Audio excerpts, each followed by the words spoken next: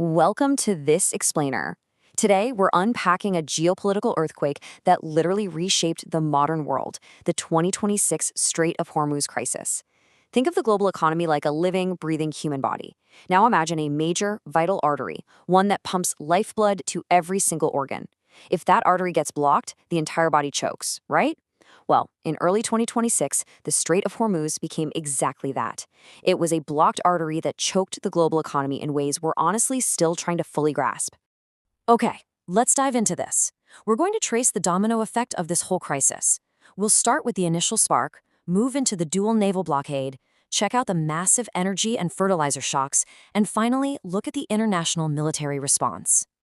Section 1. The Spark of the Crisis. It's kind of wild to think that this massive economic meltdown started as a localized geopolitical conflict thousands of miles away from most of us. It kicked off on February 28, 2026, with coordinated U.S. and Israeli airstrikes on Iranian military and nuclear facilities, which actually resulted in the assassination of Iran's supreme leader, Ali Khamenei. Almost immediately, Iran retaliated against regional military bases. But the real escalation?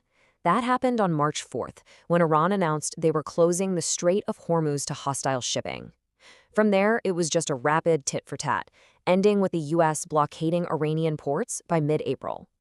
In just weeks, we went from targeted strikes to the complete shutdown of a global waterway. Section 2. The dual naval blockade. So that military spark hit our global maritime artery directly. The Guardian described the situation on the water as a dual blockade, and the mechanics here are fascinating. This wasn't just one country shutting the door. On one side, the U.S. Navy was actively blocking Iranian ports, stopping ships from coming or going.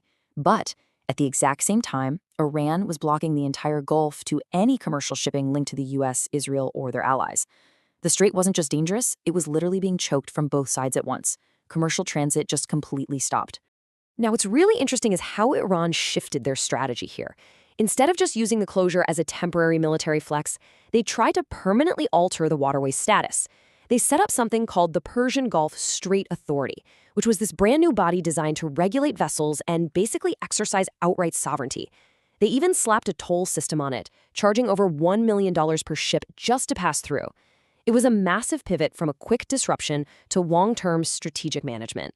And how exactly did they enforce this closure? Well, through incredibly effective asymmetric warfare. They didn't just line up giant warships. No, they used swarms of literally hundreds, sometimes over 1,000 speedboats.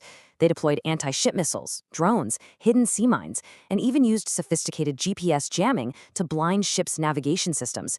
The thing about these tactics is that they're cheap to use, but incredibly expensive and difficult to defend against. Just the threat of these weapons sent maritime insurance premiums through the roof, forcing ship owners to just drop anchor outside the strait and wait. The risk was just way too high. Section 3. The Global Energy Shock. The second that blockade took hold, the first big domino fell. The military crisis instantly morphed into an economic one. An absolute ton of our global energy relies on this one single 21-mile-wide choke point.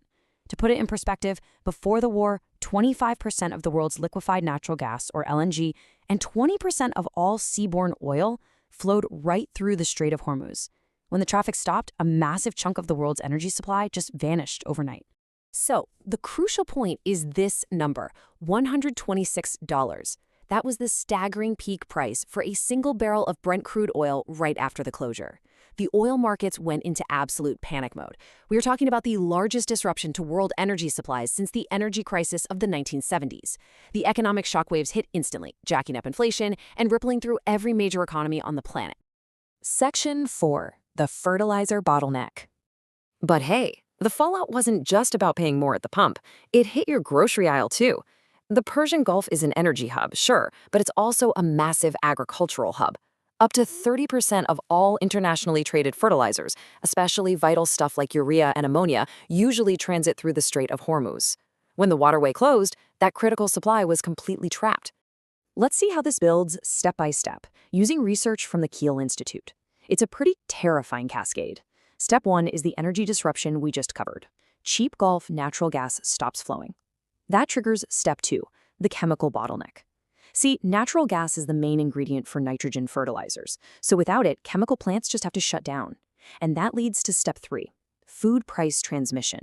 When fertilizer costs more, it costs more to grow wheat, cereals, and vegetables. So a halted gas shipment in the Middle East literally equals a global food shortage. And honestly, the dominoes just kept falling. It didn't stop at agriculture. The lack of Gulf gas and chemicals paralyzed other major supply chains too. We're talking about rare gases used to make semiconductors, aluminum alloys for cars, and even the steel core cables needed for power grids in developing nations. It really makes you realize how much of the modern world is built on materials that have to pass through this one narrow strait. The Kiel Institute absolutely hit the nail on the head here. They noted, and I quote, "A choke point closure is simultaneously an energy shock, a manufacturing shock, and a food security emergency. The scariest part?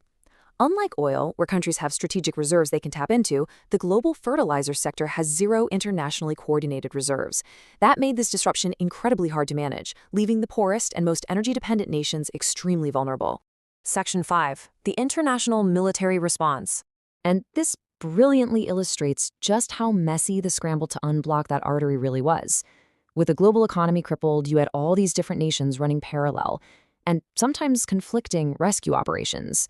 The US launched Operation Project Freedom, which was all about naval escorts and blockades. Meanwhile, France and the EU set up a strictly defensive escort mission.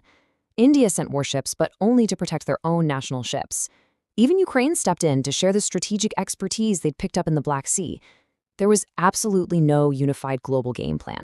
You really had the world splitting down two completely different paths. On one side, Western nations like the US, UK, and France leaned into military force, organizing armed escorts and actively trying to break the blockade. But on the flip side, countries like China, Russia, and India took a diplomatic route. They negotiated directly with Iran to get specific exemptions and safe passage just for their own flagged ships. Both of these methods were happening at the same time, which really highlighted the deep fractures in global diplomacy. The legal and diplomatic arguments over this were fierce, for sure. From the U.S. perspective, international waters have to stay free. U.S. Ambassador Mike Waltz summed it up perfectly when he said, "No country gets to hold the world hostage for leverage just because they happen to sit next to a strait." It boils down to a massive clash over maritime law, freedom of navigation, and whether a local power can just step up and gatekeep global trade. Conclusion. So let's take a step back and look at the whole board. What started as a targeted political assassination spiraled incredibly fast into a historic energy shock and a massive food security emergency. And it leaves us with a pretty heavy question. Is our globally interconnected supply chain simply too fragile to survive modern warfare? I mean, when a localized conflict 10,000 miles away can directly dictate the price of your groceries and the energy keeping your lights on, we really have to ask ourselves how resilient our systems actually are. Thank you so much for joining me for this explainer. Keep questioning, keep learning, and I'll catch you next time.